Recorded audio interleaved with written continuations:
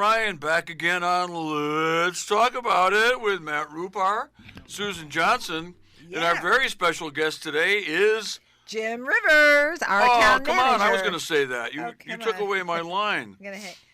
All right, all right. Is he there? No, not yet. Okay, all right. Well, Jim Rivers is going to be on with us real soon. He'll be here with us real soon, and we'll be talking about Windham, Connecticut. Okay, my favorite topic. Yes, Okay. yes, my favorite topic as well, Dennis. And we're very happy that we have our town manager here to update us and have a happy new year, 2024 update on everything that happened in 2023 and what he plans to do in 2024. So I have to say to you, Jim, thank you so much for doing the show and welcome to Let's Talk About It. Well, Happy New Year, I guess. And thanks for having me as usual. I love being on your show. Thank you so much. Yeah, so we're really pleased, and I know that so many great projects and things that you're doing. Give us a little recap on some of the things that have been going on in town. Update us and see how things are going on. Well, it was another big transition year for Windham. A lot of things that people can see on the surface, and a lot of things that people couldn't see going on, especially in the financial condition of the town, which really moved forward this year. A lot, again, of that boring finance stuff that I like, but most people think it's kind of silly. But it does make a difference because you can't have a good town, a strong town, good services, quality of life without that base and that foundation of a good financial condition. And we really put ourselves in good shape this year. But certainly the projects, you see a lot of different in economic development type projects. You see a lot of municipal projects going on. You saw the holiday season. We had seasonal, happy holidays, lights everywhere. Thanks to some great volunteers in our community. Let me interrupt you there. They were absolutely beautiful. What amazing work. And I just love driving by that area and seeing those fabulous, that whole lighting situation. And I like the idea that they put the lights around the spools on the bridge. I mean, wow, what amazing work. Yes, it was a multi-year effort. And I think they had raised a lot of money the last couple of years, and they were telling me a few years ago that, hey, we're gonna really do it upright, and they weren't kidding. And then of course Public Works helped them out, and you could see the big Christmas tree on the Gilson stage and the Shabu stage, and they put that up, and that was a surprise to me. I didn't know they were going to do that, and that looked great. So, I mean, that just kind of capped off the year, which was another great year. It was our first full year of the Community Center, Recreation Center, and what a year that was. We really saw a lot of growth in membership and participation there. There's not many days you go in there and it's not bustling with activity in the front side of the building where the seniors are, or the back end where the recreation area is. A lot of basketball, a lot of people in the pool. Couldn't be happier to see everybody, you build something like that, and it took us, as you all know, we've talked about it many times, it took many, many years, decades, to pull that off with the grant that you, I think, got us years ago, Susan, but it took so many years just to get something passed, and of course building it is, these days, is quite the challenge. I mean, we had our hands full. Some of the parts and pieces we needed to put the building together were on back order, especially like the glass and the big doors. That was towards the end. We finally got that in and opened on pretty much on schedule and on budget. With all this COVID and inflation and shortages around the building materials. So again, it was a full year of that. I think that was a highlight of my year in 2023 was to see that really grow and become a success, because you build something like that. It was $15 or so million, and you don't know if people are going to come and they're going to stick with it, or they're going to come check it out and then not come back. But we just keep seeing enrollment growing there. It's been about a year and a half we've been open there, so that was I consider that one of my favorite things to see and to talk about. We had many events there over the past year too, because it's such a great facility. But a lot of progress on the development side of things. You see, finally the Murray building was finished, and there's tenants in there now, and that's been something, again, 15 years in the works. I know you, Susan, were behind that as well. Yes. Getting the money for that. Mr.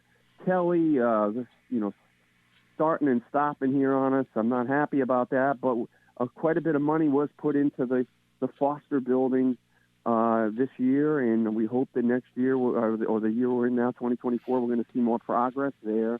North Windham, a lot of projects going on there. The car wash, they cleared the lot, the new car wash, and then there's going to be a new gas station and country store kind of next to the Masonic Lodge there, that 4-acre lot. That'll crank up here as we get into it, but they got approved in 2023. All these things take many years, and if you're lucky, it's 3 or 4 years.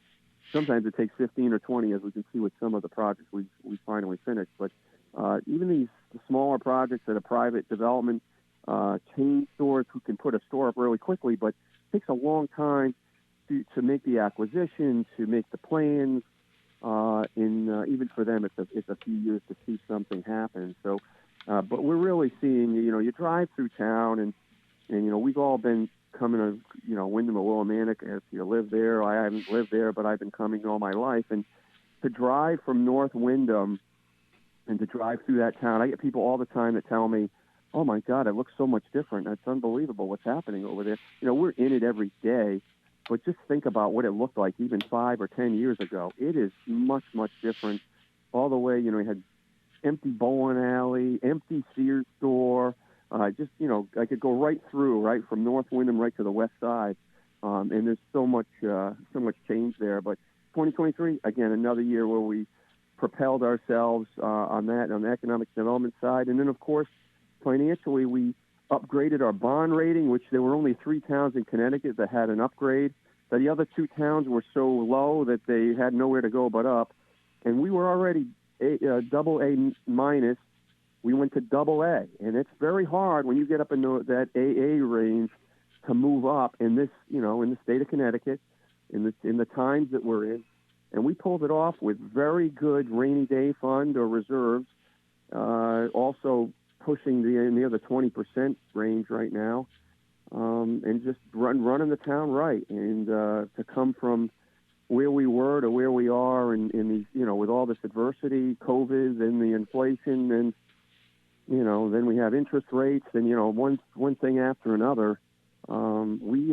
It's quite miraculous, if I don't say so myself. Well, I have to say thank you so much for your good work, and I have to also credit the staff, the council, of course, my partner here and his co-host, Dennis O'Brien, who's worked hard on different aspects of the town, but also my Senate partner, Senator Flexer, and working with the executive branch. All of us cooperating and working together has brought us more resources from the state, and making sure that the state always watches everything everybody does. And so the good work that you've done has just shown that the state has faith and confidence in how everybody's running the town of Windham now. Yeah, that's true. I'm here. You would think I wasn't here. You guys are doing all the talking, but that's rare when I'm in the room. But yeah, I wholeheartedly agree. I don't think, having been involved in local politics and government for over 40 years in various capacities, I have to say I have never ever seen, in all the years I've been involved, the kind of cooperation among individuals and agencies and all the elements of the town working together in a nonpartisan fashion, in a very, very cooperative fashion to make this town all that it can be. And it's very, very uplifting to me to see that. And last year was no exception with some of the things that you mentioned, Jim, that have carried over from my days on the council. And, we had a show last week where we talked about, Susan and I talked about 2023 and the highlights. And of course, for me, the highlight of 2023 was one that you didn't mention. I listened to your show, by the way, when you were on with Wayno very recently. And one thing that you did not mention, but I mentioned as my highlight of the year was, guess what? The election. Because, I've been very involved in elections for 40 years in this town of all types. Every year there's an election. People say it's an election year. I said, well, every year is an election year. But last fall, November 7th, we had a local election. And as you know, it's very important to have the right people seated on the town council, board of finance, board of education. And one thing you did mention in your show with Wayno is you mentioned how we have excellent people on the town council, the board of finance, and the board of education. You mentioned them too. And it's unusual in some of the towns that I've represented over the years. There's been like 5 of them for town hall and the education department to be getting along as well as we are in this town, and that is so good, and that is such a good thing for the people of Windham. Dennis and Susan, you both mentioned this. It isn't an individual. It isn't one political entity or another. It takes to get as much done as we've gotten done in such a short amount of time, with the adversity and challenges, especially our town has. You got to have a team. I mean, it's got to be everybody firing on, all cylinders firing here and pulling in the same direction. So, I think you just mentioned something, and a lot of people may not know this, but I regularly and my team communicate with the Board of Education, the superintendent, the Board of Education staff. So we're always communicating, and I guess that always wasn't the case. And the same thing with Eastern Connecticut State University, which of course is the biggest employer, and they have all this property in town, and they're certainly a driver of our economy. Big driver. We communicate with them on a regular basis too, and partner with them where it makes sense, and that is a big factor as well. That I guess from have a history lesson here in Windham. There was times when they weren't talking to each other at all, like they hated each other and they were saying bad things about each other, and that is completely different now. And again, you get results when you work together. You go nowhere when you are fighting and not talking to each other, but it works all the way through. I mean, I've known May for many years. Susan, you've been fantastic. Thank you. And again, the Mayor DeVivo, he has been a leader. And, one of the first things he said to me when I came to Windham, we need to invest in our community, and that's not what we've been doing. And he was right. And I focused on that, and we have been investing. And, of course, his role is to make sure we have the support of the leadership, the council, the Board of Finance, Board of Education, but really he's the mayor. He's leading the people, too, and he's got to get people to vote. So you mentioned something, Dennis, that I want to touch on, which I didn't touch on.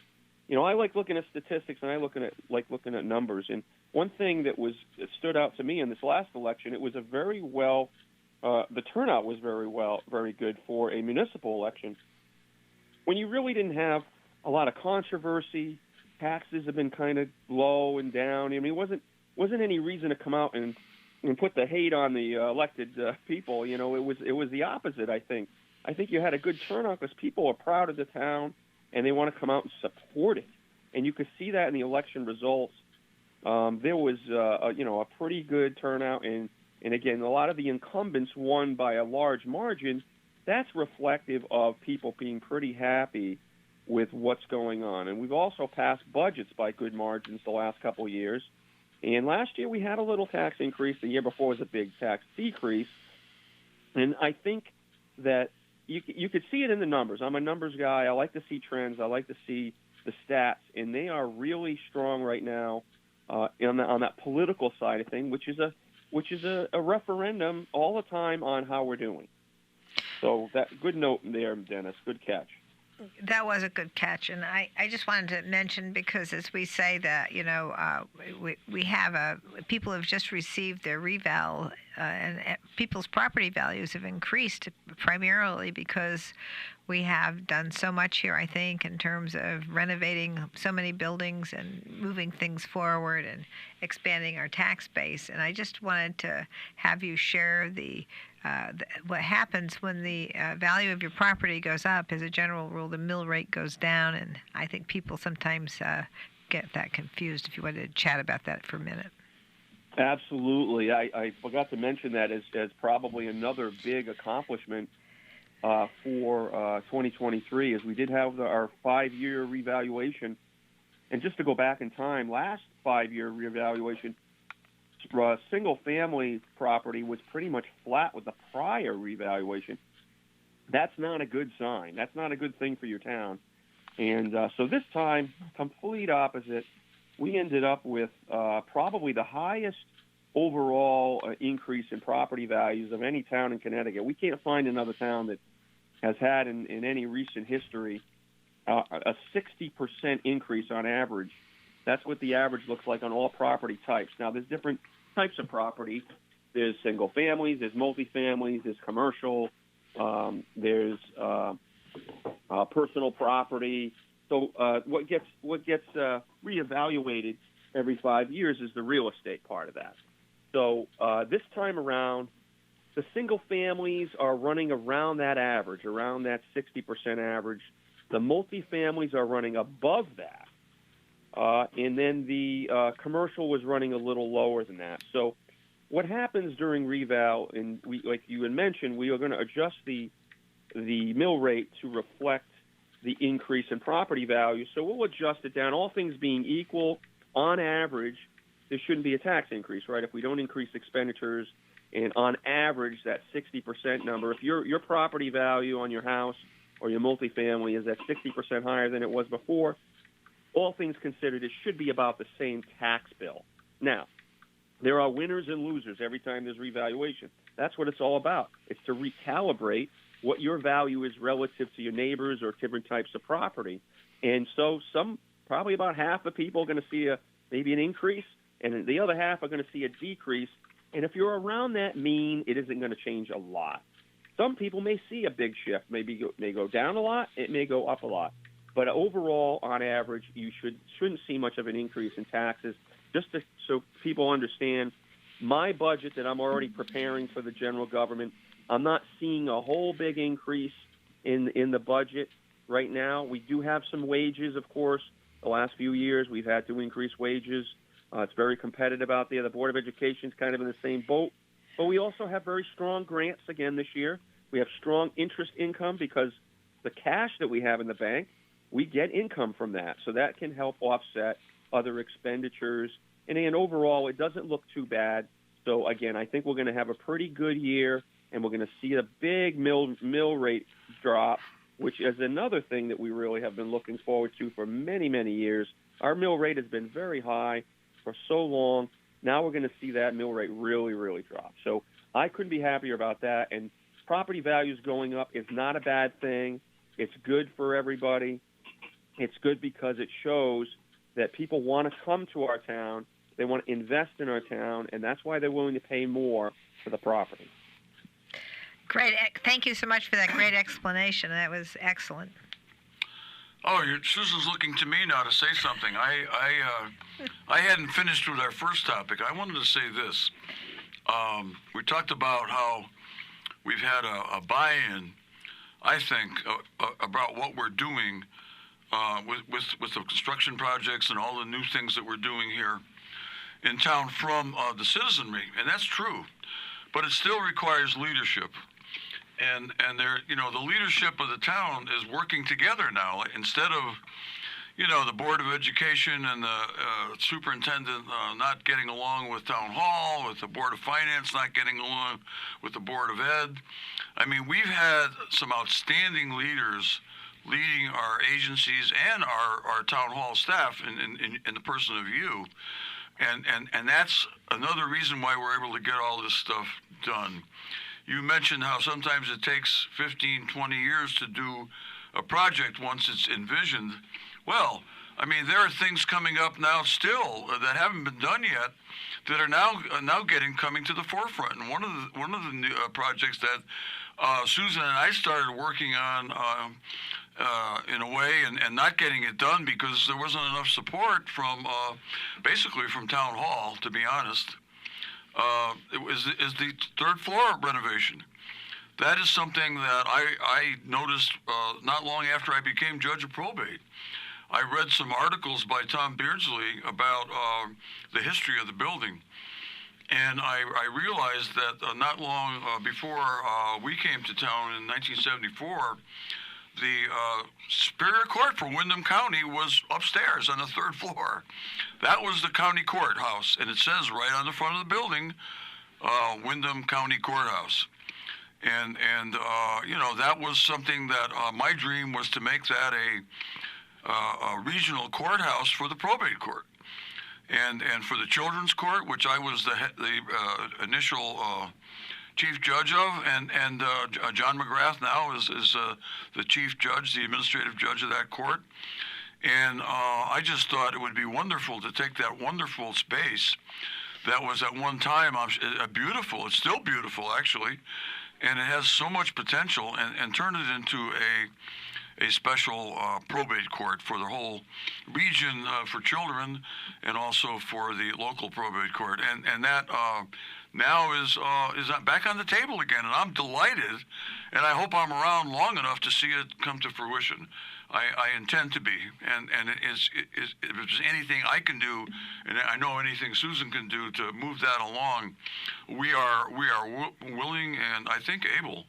And but now that we have all the support from so many people in the community, including yourself and the mayor and the town council and the chair of the board of finance, and also I would assume the board of education. So I think that's marvelous.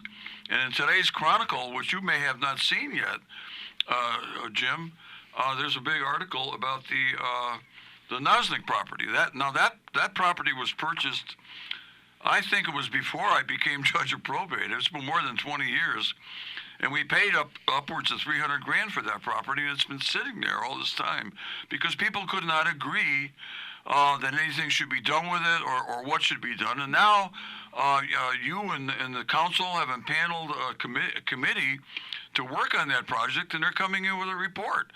And I don't know what the end result is going to be, but it's so great to see people working together to try to pick up on some of these things that have been, been on the back burner for several years, just like we did with the community center, just like we did with the renovation of the high school, just like we did with the downtown stage, and just like we did with the downtown parking garage. Now, we're a town on the move, and the momentum started a little bit before you came, but you picked it up as our town leader on a day-to-day basis and kept it going. And you know what?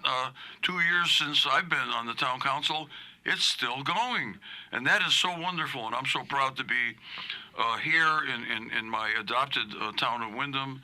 And it's just so great to be here. The Christmas lights you mentioned, the parades, it's all wonderful. And this town is really, most people here just love it, and that's because we're all working together.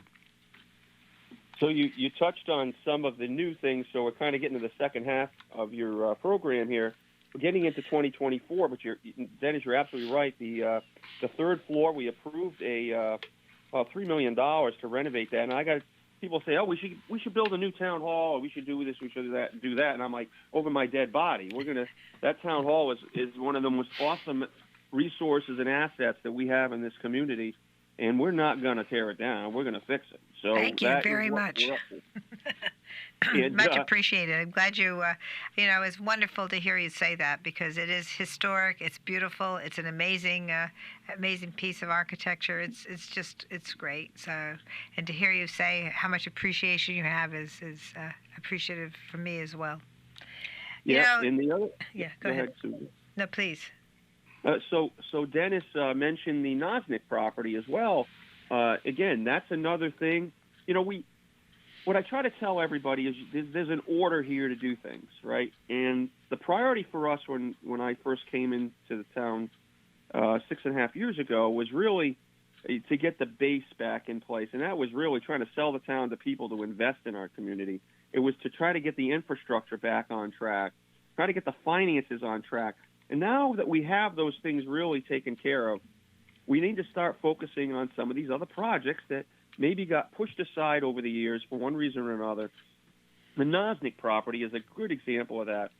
That property has a lot of potential. It's a very nice piece of property. I've been on it many times myself. And the council decided to put a committee together, and the committee is about to report. But we also put $100,000 aside in the ARPA money, the American Rescue Act funds, and we are going to spend that money before the end of 2024. So, again, part of the program that is being presented by the committee, there's some plans, and that costs money, of course, to have professionals prepare plans. We prepared plans in the past for that property. So this is the sort of an upgrade from the plans that were presented in the past, I believe. And then we'll see what the council wants to do after the committee reports. But we have now a set of plans that we can go seek grants with. So that's my objective, is that we're probably only $100,000. We're paying for the plans. We're going to pay probably for a better entrance, a safer entrance onto the state road there. And then we're going to seek more grants, because we love grants, and that's how we've gotten a lot of our projects done in recent years, was a partnership with maybe the state or other grant sources. And that is how you get things done, is that you partner with people with money. So, and the state has lots of money, federal government has lots of money, and we want it in Windham. And Susan, you have been right there bringing home the bacon, and that's how we've gotten a lot of this stuff done without raising taxes. And Thank that's you. what I keep telling people, is you can put it together if you're patient, if you're smart, if you wait out the financial markets. We've gotten some interest rates. We bonded most of these recent projects at 1.86% interest for 25 years. That is a miracle. It adds to all the other good things that have happened, but that has also kept our taxes. We've absorbed all this additional debt without raising taxes. And that was not something I expected. I thought we'd see a little bump in taxation, but that was, with the grants, has enabled us to do these things without burdening the taxpayers. So again, more to come. The third floor is coming. Nosnick, we'll see. We'll try to get some grants, do some good things out there. But ARPA funds, we've got to finish spending those by the end of this year. It's quite challenging to do that with, again, supply chain issues still a little bit troubling, and also prices are so much higher that we're not getting what we used to get for our money. So we got a lot of challenges this year, but by the end of 2024, I'll tell you what, there's going to be some significant improvements to our parks, and we could talk about that a little later if you'd like. Yeah, I think it's time. Matt Rupar has given us this signal about 5 or 6 minutes ago, and you noted it yourself, that it's time for a break. So we're going to take a break. We're going to come back and talk about 2024, and you mentioned ARPA, one of my favorite topics. So we'll get right back to it. And I'm really pleased with what the town meeting did in dividing up the ARPA money. I think it was a great package they put together, and I want to hear what you have to say about it. Fantastic, Jim. We'll be right back. Hey, welcome back, everyone. This is Susan Johnson. I'm here with my very wonderful host, Dennis O'Brien, in this 2024 show, and our very special guest, Jim Rivers, the town manager for the town of Windham. We're back on the air here, Jim, and we were just talking about so many great things that you've been doing and some of the visions that you have now for 2024, continuing the expansion and the development that's going on all throughout the town of Windham. So I'm really thrilled to listen to all the things that you're doing and how well the town is being managed and how we're all getting on together so well. Yeah, when we left the air, Jim, we were talking about ARPA. Could you talk about the ARPA package? Sure. So before I get into some of the specific projects, like you had mentioned, Dennis, they're wonderful projects. I mean, the council put together a terrific, diverse package. But one of the things we realized a few years back was, we had leaned the staff down in Wyndham. People hear me say this all the time. We're going to cut our way to prosperity. They had gutted the staff. I mean, we had one of everything. We had one engineer, one building official, one of this, one of that, just the bare minimum. Well, you're not going to do any projects, and you're not going to take advantage of grants if you don't have anybody writing the grants. So we had, one of the first ads we put on about 5 or 6 years ago was a grant administrator, and boy, that has paid some dividends, the amount of production coming out of that area. But once you do that down the pipeline, you start pulling these grants in, which we've done a terrific job with. You got to execute. And then all of a sudden, here comes the COVID, post-COVID grant, the big one, $7 million for us. Well, that's all projects. And if you want to get the most for your money, you got to have a staff that can manage those projects without having to hire outside professionals to manage these projects for you, which, I mean, they really take advantage of the government, believe me. So we brought in, we have a new engineer that replaced Joe Gardner, and Joe was a very productive guy himself. Brian now is our new engineer, but we also hired a new assistant town engineer, Tyler, and they are really starting to hit it hard on these ARPA projects. Now we're getting down near the end because we got to commit the money by the end of 2024. Now we have most all of these things I'm going to mention have been in the works for a couple of years, and hopefully we're going to get them all committed by the end of the year. I think we will, and some of them may not be completed by the end of the year. So as an example, we split the money up in different categories. Emergency services, we put quite a bit of money there, probably $1.5 million or so. The Wyndham Fire Department's got some money. The Willimantic Fire Department's got some money. Police Department got some money. Particularly, we added 2 ambulances so we had some really tired ambulances, in part because COVID really wore on those ambulances. We had to bleach the ambulance every time it came back from a call because everybody was having COVID. So anyhow, we had those ambulances on order for 2 years, and they still not even begun to build them.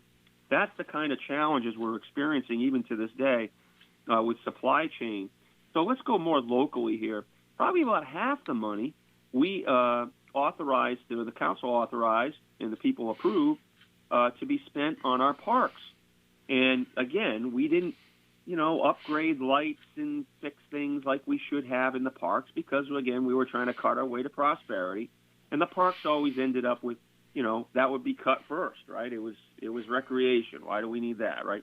Well, in our town, as you know, Dennis, and because I know you're a big ball player and a coach, people in Wyndham love their parks. I mean, you go out on a hot summer night, any day of the week, and our parks are humming.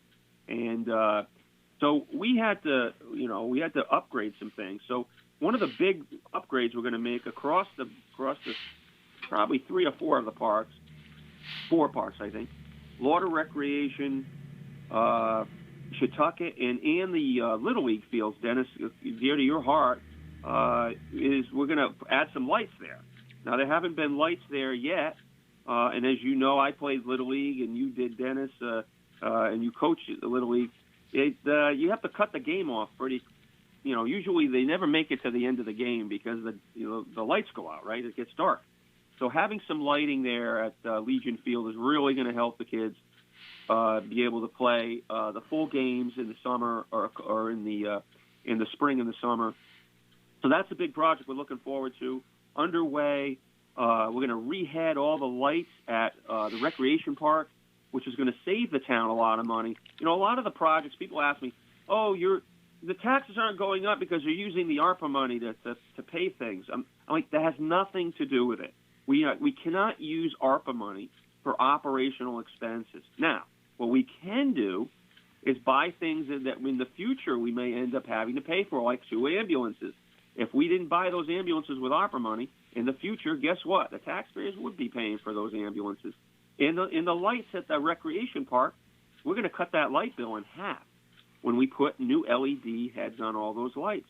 It's quite expensive. It's going to be a couple $100,000 to light that big field up with new lights. So anyway, the ARPA money is going to really help us, be more efficient We're going to light things up that weren't lighted up before, like the Gilson Park. More lights are going to go over there. They're going to be a little smaller and more subtle, but if you've ever been to a show there at night, when the show ends, there aren't really any lights around the back side of the field there. So we're going to put up very decorative, just like downtown Main Street lights around the field on the sidewalks. And on the inside of those lights are going to be small LED heads that we can turn on at the end of a performance and light the field up for safety and to clean up the field. So that's what we're planning to do at the Gilson Park. We're also planning to put restrooms in because I'm pretty much tired of paying for Porta-Johns or looking at Porta-Johns. So we're trying to put in some new, more attractive, permanent restrooms in the Gilson field there. Unfortunately, we bid them out, and the bids came in way higher than we expected because inflation is really taking hold. So we're readjusting our plans on that. We might do more of the work ourselves. We might have to do some prefabrication restrooms or something, which can be very attractive as well. But we are working hard on these ARPA projects. My favorite ARPA project, which I'll save towards the end here, is at Lauder Park. We have a beautiful splash park. And I realized a couple of summers ago, when it wasn't functioning right, so I see what's going on. Hey, wait a minute, I'm getting complaints that the splash park isn't working. How much those kids and how many kids use that splash park? We had to go down there because the control unit wasn't functioning properly. We had to push the button every couple of minutes because it wouldn't stay on. Well, guess what happens when the water stopped? The kids would start screaming and yelling. So we had somebody sitting there for weeks pushing the button every couple of minutes. And I did it myself a little while. And I said, this splash park is really a big hit in this town. And I started talking to some people, and we talked about this earlier in the show. There was actually a plan to make that splash park bigger, but they ran out of money or lost a conviction or whatever. Well, we put aside, I think it's $700,000 for Lauder Park to expand the splash park and other amenities that go with that. Like the restrooms are kind of old and beaten up over there, and you go into the splash park, you might want to get cleaned up afterwards. The chemicals in the splash park, or whatever. So we're gonna renovate the restrooms and we're going to expand the splash park. And I have been instructing my engineering team. I want slides. I want some nice water slides for the kids over there, and we're going to improve some of the features on the splash park, and we're going to do it ourselves. We're going to contract that out because, again, we put it out there for a professional do it. You only got one bid. The bid was $700,000 just to pretty much take down what was there and replace it, which is not what I wanted and not what I think would be good value, because what we have there is still in pretty good shape. We just have to make some upgrades. So we're going to upgrade it, we're going to expand it, and we're going to fix the bathrooms up. That's my favorite project. I can't wait. We should see that under construction this year, and I think everybody's going to be pretty happy. The kids are going to be very happy about that. Yes, so they are. Those are our projects in a nutshell.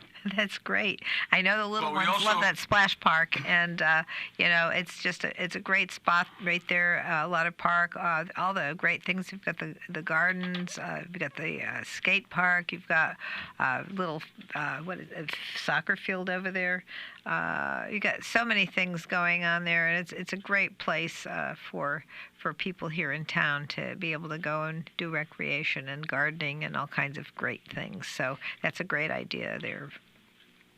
Yeah, one innovative project you forgot to mention, or you didn't mention, Jim, was the project where we gave some grants and loans out to local businesses, small amounts of money that really helped them a lot. And that was the brainchild, I believe, of Jim Bolano, and that worked out really well as far as I know.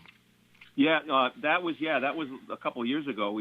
That was the first thing we did, Dennis. That's right. I'm glad you brought that up. But we took $1 million, and one of the things we realized during COVID, the federal government and state were giving a lot of money out, but there were certain conditions and criteria, and usually it was the larger businesses and medium-sized businesses because it was a lot to do with jobs and employment. So they wanted to make people whole if their employees were out of work, make them whole. and the businesses as well. Well, what if you're a small business and you are the employee and your family's the employee? Well, they didn't get any money. A lot of those people got excluded from these programs. So we really catered the program to local small businesses, and I think we gave out 50 or so grants, maybe 55, of $1 million. Everybody could apply. I think anybody that did apply got something, up to $20,000 each, and it's a forgivable grant. You have to demonstrate that you use the money, and that went really well, very well executed by Jim Bolano and his team. And again, it was a good idea. It was well thought out and planned, and now it's been very well executed. And again, taking the ARPA money and spreading it into different areas. I think, Dennis, that's your point, is that we put it in a lot of different places. Thanks, Jim. We're running out of time now. There's so many good things to say about the town of Windham in 2023, 2024, and beyond. And you know, we're out of time. We'll have to continue this discussion later on. But thank you so much for being our guest tonight on Windham. Did I say Windham Works? Let's talk about it. We'll be back next week with another great guest. Thank you very much, Jim. And thank you, folks, for listening in. And thank you, Matt Rupar and Susan Johnson.